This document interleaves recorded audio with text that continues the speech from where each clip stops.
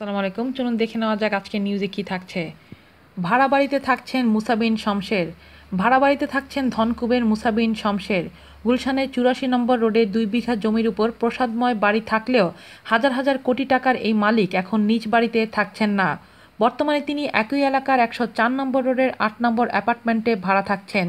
ওই ভবনের ৫ তলা ও ৬ তলার দুটি অ্যাপার্টমেন্টের একটিতে স্ত্রী, ছোট ছেলে ব্যারিস্টার জুবেরি হাজ্জাজ বিন মুসা, ছেলের স্ত্রী, অপরটিতে দেহরক্ষী ড্রাইভাররা থাকছেন। রোববার মুসা বিন শমশের রাজধানীর কাকরাইলের আইডিবি ভবনে শুল্ক গোয়েন্দা ও তদন্ত অধিদপ্তরের কর্মকর্তাদের শুল্ক ও অর্থ পাচারের ব্যাপারে জিজ্ঞাসাবাদের জন্য আসলে তার ঘনিষ্ঠজনদের সঙ্গে আলাপকালে এ তথ্য জানা গেছে। নিজ বাড়ি ছেড়ে অ্যাপার্টমেন্টে ভাড়া থাকার কারণ সম্পর্কে জানতে চাইলে নাম প্রকাশ না করার শর্তে কয়েকজন দেহরক্ষী ও ড্রাইভার জানান, গুলশানের ৮৪ নম্বর রোডের ২ বিঘা জমির উপর যে বাড়িটি ছিল সেটি ভেঙে বহুতল অ্যাপার্টমেন্ট তৈরির কাজ চলছে। শান্তা প্রপার্টিজ নামে অ্যাপার্টমেন্ট কোম্পানি বহুতল বাড়ি নির্মাণের কাজ করছে। জানা গেছে, শারীরিক অসুস্থতার কারণে তিনি এখন বাড়ি থেকে কম বের হন। এমনিতেই তিনি কখনো কখনো পার্টিতে কিংবা দাওয়াতে যান না। বাড়ি আর নিজ অফিসেই তার দিন কাটে।